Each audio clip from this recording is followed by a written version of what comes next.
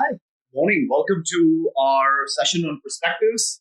This is our third episode, and we're really glad to have you guys here with us today. My name is Raj Badarinath. I'm the VP of Marketing for Rich Relevance. You guys must have heard the news, and Manthan and Rich Relevance are getting together, and we're excited to join forces. And with that, we want to introduce you guys to a fantastic new topic that we're going to be talking about today. It's called Hyper-Personalization, the Next Frontier. With me, I have Michael Nee, who's the CMO of Rich Relevance. Mike and I go back a long way. We know each other for close to 19 years now.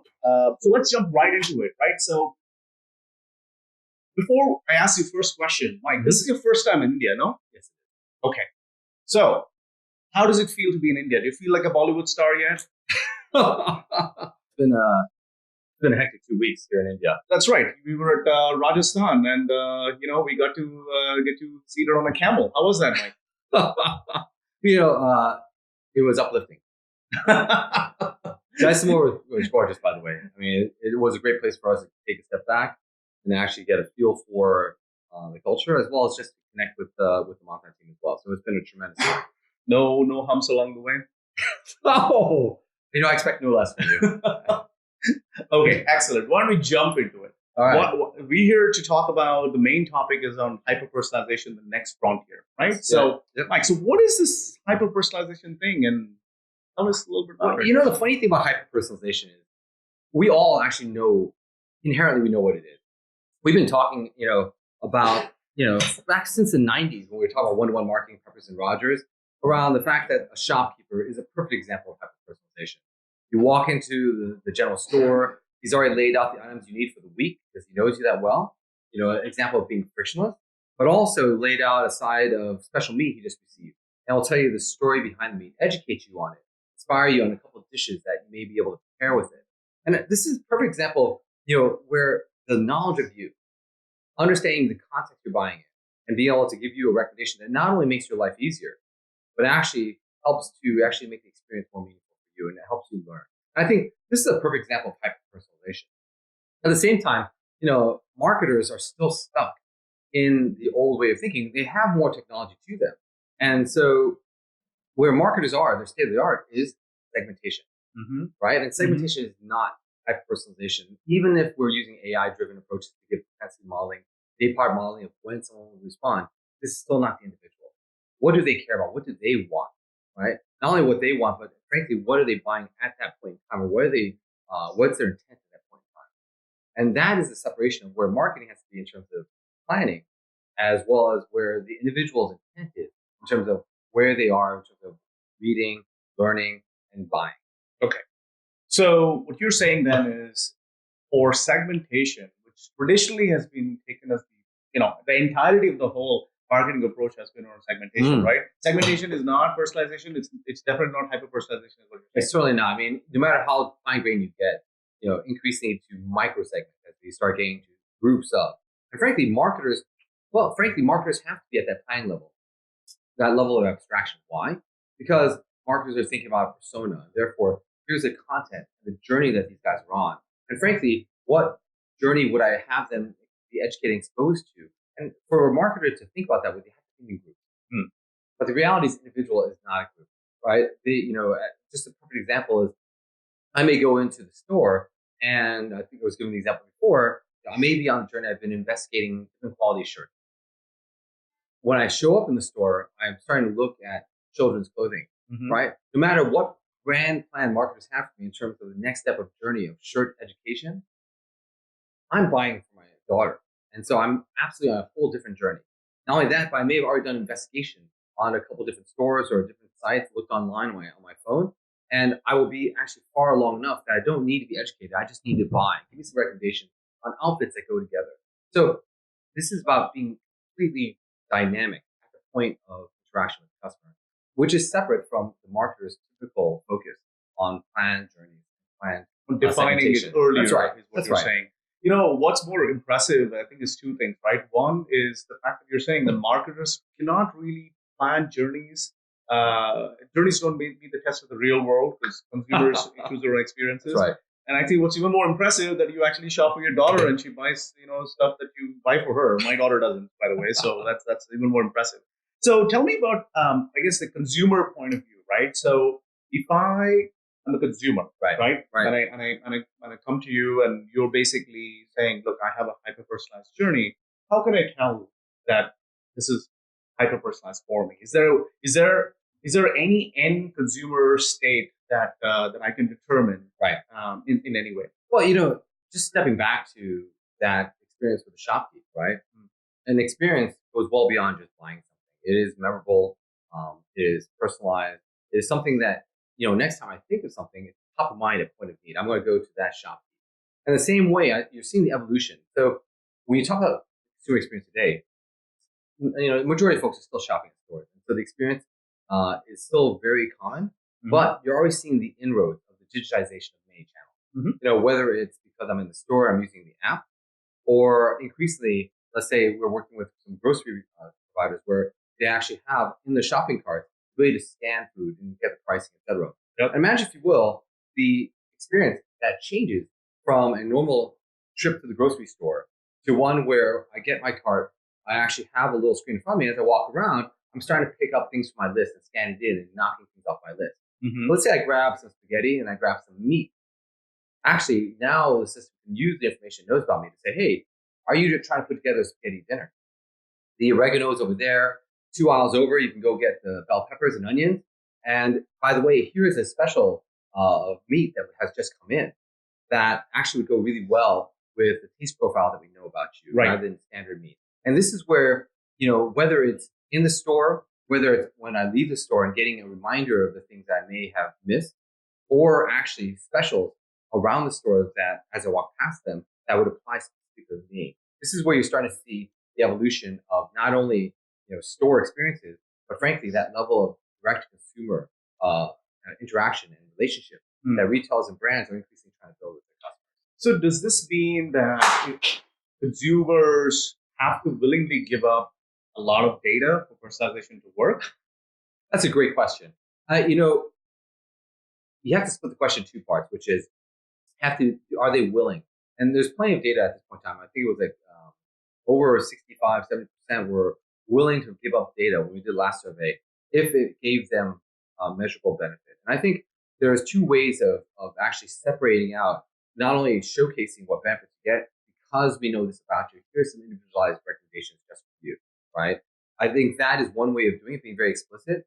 But to also stay in the line of creepy versus cool, right? This is where, explicit capture, and we call it zero-party data, explicit capture of a consumer's profile or their preferences actually becomes very fundamentally to actually gain the right to now give them some more value back. Now, let's just take an example like L'Oreal, a customer of ours. One of the things they want to do was engage their customers on things like a hair care finder, right? And just by asking a couple of questions, say, hey, let me give you a tool to help you find the perfect products just for you. What is how do you feel your hair? Is it oily? Is it dry? Is it colored? And just by a series of 5-6 questions, then be able to use that information, capture it into their profile, which are growing over time as you touch them, and to completely rewrap the site around them. What is the site layout, navigation? What is the follow-up email they may receive? Here are specific product recommendations just for you. And I think this is where not only does the consumer feel the difference, but you actually, the vendor actually has significant results. We saw over 3x increase in time spent on site, over 250% increase in the amount of content that the consumer went on to just go ahead and read. That's a relationship. This is where, not only is the consumer actually feeling like they're better understood and getting better recommendations as well as a better experience from their vendor, but actually makes them stickier with that retailer. Why? Because do I want to go and train someone else about my preferences? Once I start giving my preferences to one retailer, they're going to become increasingly sticky because they're giving better and better content, more loyal. And so this is where we see loyalty programs often going as well, which is how to tie together explicit data capture, increase the amount of behavioral data, and just being able to now tie the customer into a loop of re-engagement and continued expansion of that relationship. Yeah. So talking about the loop, right? I think you had an interesting point that you made earlier, right? Like, how do you combine and balance the short term with the long term? Because it feels like they're often at conflict, right? It feels like as marketers, we want to have much more of a longer planned out journey, right? But at the same time, what you're also saying is that it's actually consumers tend to choose their journeys within sessions, and marketers do not have control. So are they fundamentally at odds with each other? It's a great point. It's actually one that has evolved over the last couple of years, evolved quickly, or actually over the last couple of years. Um, I think everyone has the right words when they talk about marketing, which is how do we drive customer lifetime value?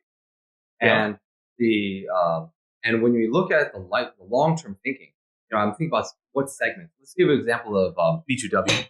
B2W is a customer of ours, and they're one of the biggest marketplaces in Latin America. In fact, they're the Amazon of Latin America.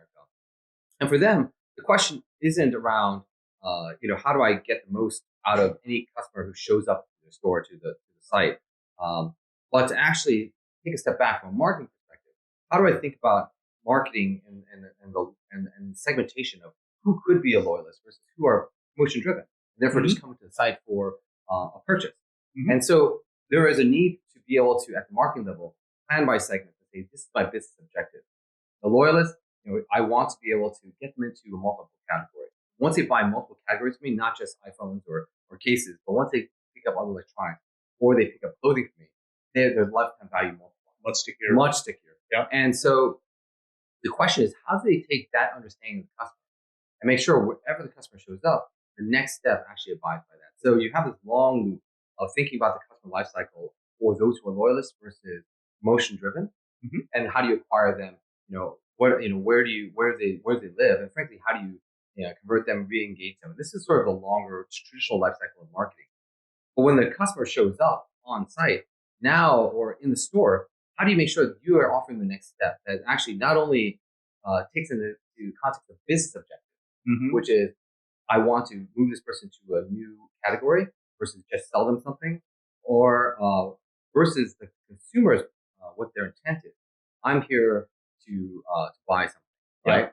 And so this is where in the interaction, we're saying in the moment, detect and recognize who they are and try to balance the business objective with the consumer objective and say, okay, how do we help them guide their discovery when they're searching? Give them very personalized results that actually apply just to them, but also boost up things that we know the company needs to do, either cross-selling or actually the items they're just going to purchase because they're going to promote and get away. So that's a really sort of interesting, but it seems simple, right? How do you balance short term and long term?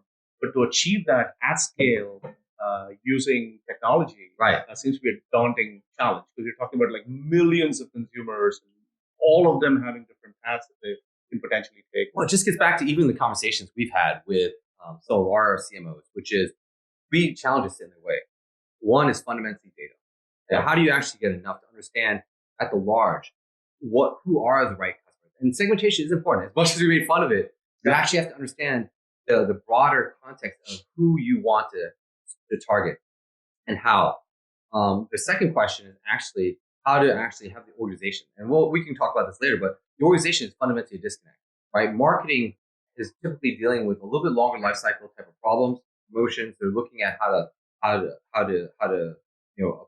acquire and actually drive the reacquisition of customers. Yep. At the same time, a lot of the folks who are in the store, the franchisees, the folks who own the digital store, have their own set of objectives, and hence you have a disconnect of how I drive loyalty versus how do I just drive at the store level behavior to purchase something, right? And I think finally it's actually a disconnect in terms of how do I make what has become an increasing amount of digitized channels not only actually give the information back, so you can have the information, but actually start to orchestrate what you show to the customer and do so in a way that's consistent, regardless if I'm in the store and on my phone. I go back home and I get an email, or I'm actually from the email I click through and check on your online site. How do I actually now increasingly orchestrate the long-term journey with the short-term interaction? Right. So let's talk about AI for a second, right? Because this whole thing is enabled by AI, by machine learning, right? And often, we are compared to sort of the consumer-focused examples like Netflix and so on Right. were considered the masters in personalization. So, what's common? What's different? How do you think about this? Well, actually, let's pause on Netflix for a second. I think it's actually an important thing, which is to think about not just the marketing. We've been talking a little bit about the marketing approach, but the technology and how you approach technology on AI is actually important. Not all AI is equal. Yep. The one thing I think is a lesson learned from Netflix is they, like Google, actually use an ensemble-based approach. And what is an ensemble? It basically means you can actually continuously test multiple algorithms against each other. It's not just one big black algorithm. It is, how do I actually have hundreds of algorithms that are constantly competing with each other that at any point in time, whether I'm at the top of my journey, certain algorithms apply to me. I'm late in my journey. I'm at a purchase point. Different algorithms apply. Let me give you an example to make it real. Wine.com is a customer of ours. And one of the things they had was they spent a lot of time developing algorithms about how to actually recommend the right wine for you, right? What's interesting was by using an ensemble-based approach, what you're doing is at any point in time, in the customer lifecycle, you test all the algorithms against each other. What was interesting to them was very early in the life cycle, their algorithm didn't work at all. And why is that? Because you just didn't have enough information. You don't have any set of their taste profile. You don't have anything in terms of the fullness of the body that they want out of the wine. And so this is when more traditional retail algorithms work better, actually, funnily enough. And then as you start getting more information about the user, then their algorithm came to play. And ultimately, we look at this as how do people begin to monetize their own data science? Because it's important as algorithms become more fundamental to not only the front end of business, but across everything in your business, AI everywhere. We really start to understand which algorithms are working when. And this is where the ensemble-based approach really allows companies to make the best choices of what algorithms are working and actually get that feedback really quickly about what data is most important to them and how they're going to differentiate. Right. So not one black box algorithm, but a collection of them. Survival of the fittest among the collection is what you're saying, right? So very Darwinian. So that's interesting approach, right? So let me also ask if there's any questions for you guys who are watching. We'd love to answer. I'm in conversation here with Mike Nee. If there's anything at all you thought about personalization, no such thing as a dumb question. So feel free, and we'll continue. Actually, while we're waiting for a question, we'll just throw in a little bit more around AI because I think we, even though marketing has been the big question, it's amazing how many questions about AI I typically get. And the ensemble-based approach, I think, provides three things that are often interesting to marketers. One, how do you make it transparent? You mentioned the word black box. We were talking about this. Yeah. When you have multiple algorithms competing against each other, this is when you actually have transparency in terms of what's working and why. And this is actually a tremendous amount of feedback to the folks who are building it. Number two, it just has to be open. In the same way that Wine.com is throwing their algorithms in to compete with the industry's best that we're collecting. We want to be able to throw in visual. We have partners who actually bring their algorithms in and allow it to compete with the others, right? And this gives you the ability to quickly not only have the best, but continue to evolve very quickly with the latest thinking. And ultimately, how does that give you control, merchandising control? Because it's so important to bring together not just the AI, but to balance that with the creativity. Yeah, actually, I want to ask you about that, right? So I think the current state of experimentation is always it's fully manual right now, right? There's a lot of marketers. We end up creating A/B tests and we MVP this thing. And are you saying that AI can help in those instances in any way? Oh, absolutely. I think what you hear the words marketing at scale a lot, or personalization at scale a lot, and really, I think the intent here is how do you actually get away from the hundreds of rules, thousands of rules actually we see at many customers that are trying to impose their guidance by segment. And again, three fallacies in there. One, segments are not individual. Number two, rules, which are brittle, just as brittle as and inflexible as like journeys, to try to craft, what someone should see at any point, whether they're in the store, whether they're online or on their mobile device. And number three, it really gets back down to I can actually do it with any type of responsiveness in the market. Because when you look at the first two, the time it takes to just get the data together and put together a program, an experience model for the customer, just takes a tremendous amount of time. And this gets back to where the AI really helps to balance off marketers versus automation, the creativity versus automation, Mm-hmm. right? Let me give you one example, which is, let's just say content. Right now, we typically have a journey. In the second, the first step of the journey was you show up on a website, and you'll for a segment you'll show them a specific content. In reality, what you want is the marketer to lay out, here are 12 potential creatives that I want to show for the segment, and let the AI actually start to see which one works, hit your business objective. Are they engaging with it, or does it create revenue? And this is where right away you start seeing feedback to the marketer, which is, rather than having to make hard choices to do these testing and experimentation, we know that doesn't scale. Right away you start seeing which creatives rise to the top of which segment and micro segment. And again, trying to give information back to the marketer to be able to say, okay, these 5 creatives aren't working, and get insight to what is working. Now start to iterate on the creative. And this is freeing up marketers to do what they do best. Help tell stories, help create the things that actually help tell the brand story and connect with consumers. And let the AI automate the testing, let the AI provide do the groundwork. Do all the groundwork, exactly right. Yep. Yeah, we have a question here, which is kind of interesting, right? So one of the viewers is saying, all of this hinges on data. What can be done for cases where we have a customer coming on our site for the first time and we don't know anything about her? It's a perfect question. In fact, we started with that question in mind, right? And when you look at the person who first comes on to us, first time comes online, for instance, there's a tremendous amount of information already. Where they came from, what daytime they came from, right? Even what machine type they're using. Is it a mobile device? What OS? Weather from weather in that region. Now we're getting to very regionalized and localized information. And what you see is, we'll give a simple example like food, right? Someone who's coming to the restaurant at 4 o'clock, at least in America, right, is oftentimes a parent with a carload of kids who are coming off of soccer practice. And what you see is, at that day part, you know nothing about them, but oftentimes, even with the first couple orders, you're starting to recognize who this person is and the profile of this individual. And now you can connect them, wisdom of crowd, etc., to others like them at that point in time. And then with everything they show, whether it's 1 click or a second click, I do a search on black pants. Our average number of searches terms is 2.2. What can you delineate with that? Not a lot. Black pants.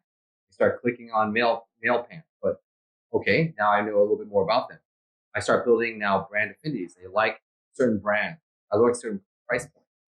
From the first click onward, you're already taking semi-personalized information, because you have the basic information about where they're coming from, and now combining it with you're getting intent as well. You're getting intent as well. Right. And now this is where, again, moving very quickly from someone who's completely anonymous, right, down to someone who's showing behavior that gets you to the ability to personalize. Right. So the funneling down of, I don't know who you are, but I know what others like you on the site have done in the past. Right. That gives you sort of the wisdom of crowds, as you said. And as I start to interact with you on search, you sort of narrow down furthermore, and I get a better sense of intent, and that's how you start. Absolutely right. And this is why we often remind folks not to think about personalization as little silos. Sure, there are little tools for things like offers, or I can start thinking about personalized marketing. But in reality, what you want is a solution that starts pulling together the data, starts recognizing and detecting and recognizing who you are right from the first click. Right? What is that flow straight from a Google or from a secondary site, and what can you glean from that? How do you pull third-party data like Bazaar Voice, partner of ours, that says where you've been and the types of things you may have been shopping for earlier?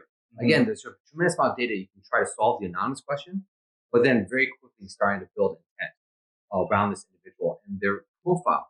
Building up that user graph of affinities, price points, brands, etc. Right. So how can you sort of connect and tell our folks the value of having a CDP, which is what Manthan is really well known for, right? With personalization? How do these two things travel together? It's actually a perfect marriage. When you look at, we can take it from both sides. What you're really seeing is the digitization of channels. Whether you're a store and creating loyalty, or creating an online experience, what you're seeing is introduction of behavioral data that is now greatly expanding how people think about their customer intelligence, their customer analytics. And frankly, you look at the amount of data that we're capturing, just from a pure data perspective, not only in terms of behavioral data, but the continuous testing we're doing. We're showing you this and a whole set of things we're showing you. And this is what you clicked on, or this is what you didn't click on, right? These are the search terms we're searching on. The amount of information that we're constantly experimenting with you actually ends up expanding the CDP tremendously.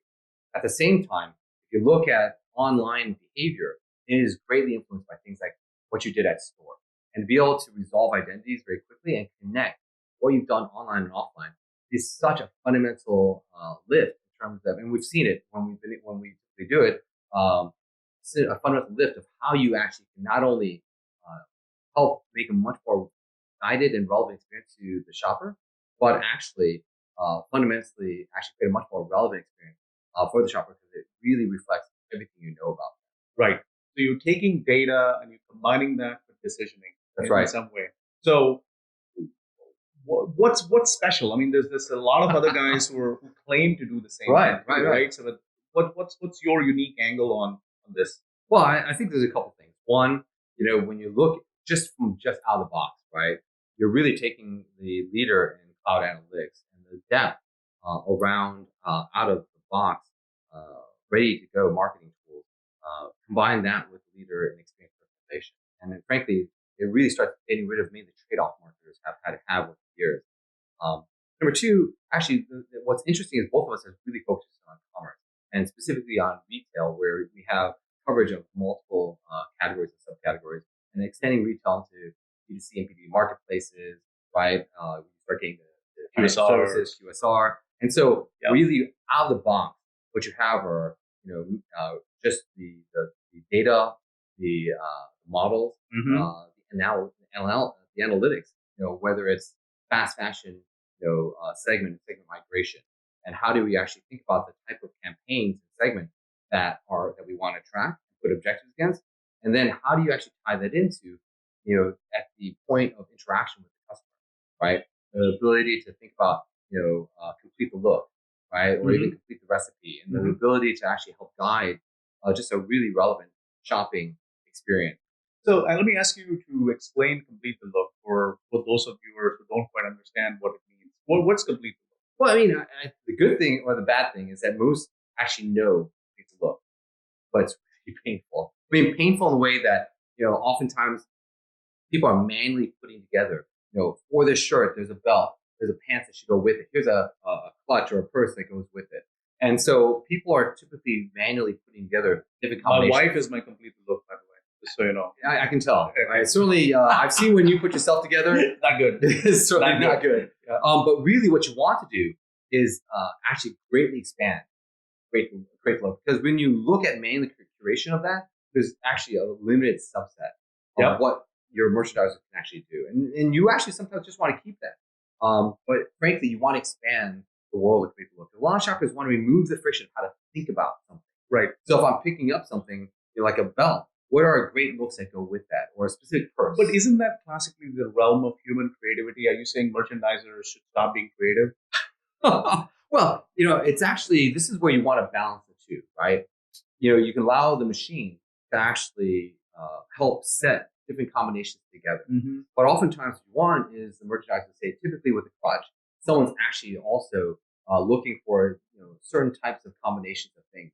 And then within that constraint, the AI can actually set for my preferences for the combination. In fact, some of the high-end retailers, these department stores, part of their whole brand experience is about them being your tastemaker. Right. And so this is where, part of complete the look is not just fundamentally curating all the pieces together and specifically nailing those pieces, but choosing sets of designers and how you should actually, match your clutch to your shoes and any belt. And so what they'll do is they'll lock certain things together.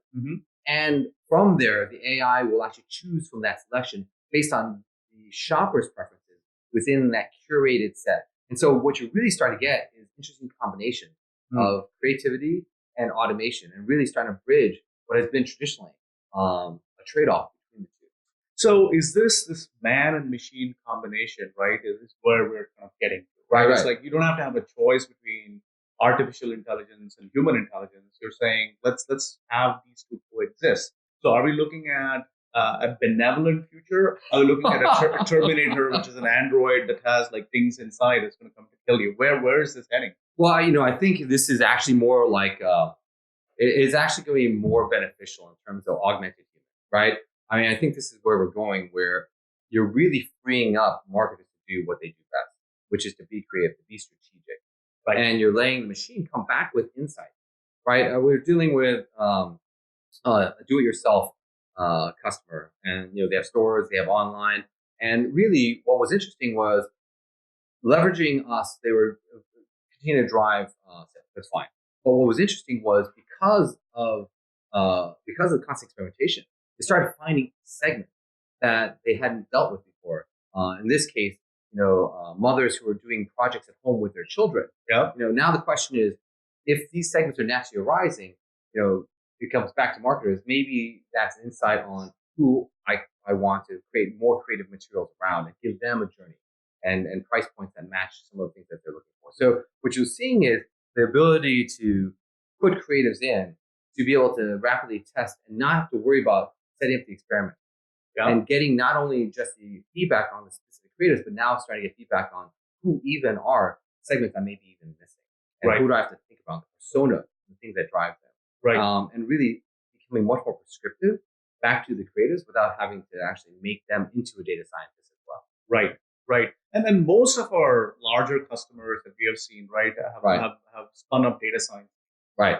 So what does it mean? I mean, if you have a data science team, does it mean that their models and stuff that they come up with, it's really expensive, right? I mean, Yes. 80% of data science is essentially data cleaning, as they say, right? To actually even get to a model. Right. What do they do? So if you have a data science team, does it mean that they can't use hyper-personalization? They can't test an experiment with our stack? Is that what we're saying? Well, I mean, certainly. I mean, the great thing is the investments in data scientists is oftentimes an investment to try to get to that level of hyper-personalization. But we still know it always ends up in a segment, which is we saw the disconnect. Segments are not individuals. I think the key word here, the key watch phrase here, is that monetize your data science. Yeah. Monetize your data science. And so it starts with, how do you actually get the set of data that you want to be able to quickly experiment with? Mm-hmm. And this is where CDP has become fundamental so much for marketing organizations. How do you actually quickly marshal the data, not have to now collect and shape the data from call center and to get the east stores from the east and the stores from the west, and actually they have mismatched systems, right? What you want to do is for the data scientists to be able to very quickly per the data they need and to be able to shape it and experiment on it. Day one, right? Get your models and to be able to create it. And like we said before, an ensemble-based approach allows them to deploy their models very quickly. Mm-hmm. Now you don't have to wait for IT to instrument the models to each one of your touch points. You just deploy it out and let it run, next to all your other models. Now the great thing about this is it's the lowest cost, and you get the highest performance out of that. Why? Yeah. Right? Yeah. Because what's happening is, rather than setting up A/B tests where you have to run these models against each other for a period of time, the algorithmic testing is actually automatically bringing up the models that work and automatically suppressing models that don't work for any context for any individual. Interesting. So is algorithmic testing different from A/B testing? Absolutely. And I know this is something that you've certainly spoken to much more eloquently than I. But an A/B test is fundamentally having to set whether it's multivariate or just an A versus B, is I can only run a certain number of experiments because each one of these are fairly expensive, right? I have to carve off audience. I have to now check the results. I have to run. And the dirty secret is that majority of these, never run to completion. Well, they never run to completion. And because you just stop it before you end up getting there, and whether they're even set up correctly, right? Because there's a cost experiment. There's a cost experiment, right? Because there's a bunch of failures that didn't actually get the right treatment. Yep. And so when you look at this, there's just a lot of trade-offs versus an algorithmic test, which is taking multiple algorithms and just continuously actually with every touch modeling, with every transaction modeling, and actually choosing the right algorithm for any context. Yep. So I guess, to bring it back, right, I think we have to ask about choreography, right? So clearly, as a marketer, you're choreographing all of these great experiences and so on and so forth. So how do we sort of link it all back together in terms of science, right? So how does this come together in this incredibly complicated world that we're in right now, with new channels, new touch points, new things being spun up every single time, right? Chatbots, remember 5 years ago, they were supposed to rule the world. I don't know where they are right now. They've been very successful in the service context, but not so much in sales. So what does it mean? So how do I take all these channels? How do I string them together? And how do I choreograph and orchestrate all of them? Well, I mean, and this is the interesting thing. We've actually been working with a variety of some of the major brands and retailers around the world. Yep. And they've been rethinking how to become more customer centric. Again, breaking down the organizational silos, breaking down the systems and data silos that exist. Because what they've fundamentally come down to is that data and decisioning are fundamentally tied very closely together, right? You have a tremendous amount of data in your system, multiple MDM, master data management approaches. You have multiple pieces. We're going to get a little geeky here. But in reality, what they need is a thin layer for customer facing organization that allows you to bring together not only the customer data, not an MDM for customers, fundamentally. You need to bring in the customer data and the behavior together in a thin layer that allows you to sit atop your existing system and then actually have decisioning that actually understands the shape of that data. This is where some level of verticalization is actually important. How do you actually have the models that are very specific and understand how to leverage that data specifically? And then, of course, how do you start orchestrating? Right. And orchestration has to tie together two things. One, planning cycle, right? You have to think about the experience loop of the customer, which is I have a long life cycle with a brand or a retailer. Yep. And this is where marketing really needs to think about from a personalized life cycle marketing approach, right? Segmentation does matter. Yep. You do have to think abstractly about personas. You have to think about the content and the journeys. At the same time, you have to think about the experience loop, at the interaction level as well. Yep. How do you make sure that even as much as you plan for the segment, when they show up, not only detect and recognize where they're at, but then be able to guide them on the path that actually meets the business objective. That's right. So the promise of the brand needs to be realized at the point of interaction. That's right. It gets back in now to an interaction funnel, right? Yep. Am I in discovery? Am I now interested? Am I actually in purchase mode? So now I'm actually expanding the order. And then how do I actually make sure on the post communication side, actually continue to follow up and build that loyalty side? So I got a good question now. Is personalization, our methods of personalization methods to be defined upfront, or can it be done dynamically? So, which is a very fundamental sort of rules versus AI sort of question, right? So what do you think? How do you answer that? Well, I think there's two things. As with any AI, especially when you're getting started, they're going to start with your starting point. The merchandisers have a lot of ideas of what's worked in the past. For better or worse, though, those are just starting points, guide rails for the AI, because sometimes you want to accelerate that learning process. But ultimately, what we've seen is that as we remove a lot of those merchandising rules, you actually see performance, you see satisfaction start to improve because the AI is actually learning and is actually starting to put in place the right experiences per individual and a much finer grain to get down now increasingly to the individual that merchandisers and planners can't get to, and marketers. And so in this case, when you say start off, it's actually a good place to start with a point of view, but then increasingly let loose with AI. Although I would turn around the question, which is, if you open up that question a little bit, it's like, how do you even think about journey?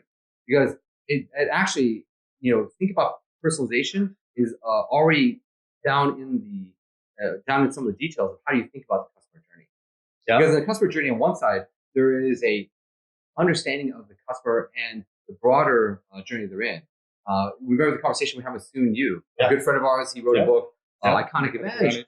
And one of the things he talked about in terms of journeys and actually think about where do you choose to personalize was actually as simple as just, sitting down with his son and thinking about the path like Disneyland. Right. Where were the points of dissatisfaction? And where do you signature moments? Where are those signature moments? That's right. Yeah. Where do I have to remove friction? Yep. Right. And those were the line, right? Places of waiting.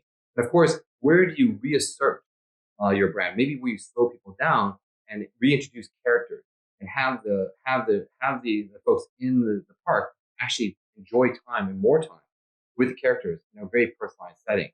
And this is where you have to think about where is the customer journey and how do you actually potentially remake that as you digitize more of the channels. That's one thing. And then within that journey, this is where the marketers have that double loop. Just think about the broader journey, but even within that journey, well, where am I? I'm at the concessionary. And therefore, how do I reduce friction without having to think about all the food I want to eat and have it ready for me when I get there? Right. Not only solving me as a person in the park and what do I want to do, but actually even starting to solve the operational problem. How do I actually potentially prepare the food before they get there so that I actually give them, a faster experience because they want to get back to the park. Sure. I bring the characters that that child may have actually wanted to see, but actually fundamentally also increase the efficiency of my back end store. I mean, that's exactly it all ties together. So I think that we were in conversation, guys, with Mike Nee here. So I think you guys will agree that Mike has a lot to talk about in this field of personalization. Just having a broad perspective. If I were to summarize it up around hyper personalization, there's really three things, Mike, that I got right. One is the focus on individualization, not just simple segmentation, right? Which is what people think about as personalization. Second, also recognizing that you need to combine data and decisioning to actually make and decisioning driven by AI to actually make those individualized journeys at the point of interaction happen. And finally, we want to make sure that there is a clear balance between the short term and long term with respect to experience loops. So it is about creatives, power of marketing, so they end up being more strategic and having more of the tactical point of interaction run by the machine. So we can all bring it home together. That's right. That's right. So thank you very much for joining us, guys. Hope you enjoyed it. Let us know how you liked it, and we will talk to you guys soon. Perfect.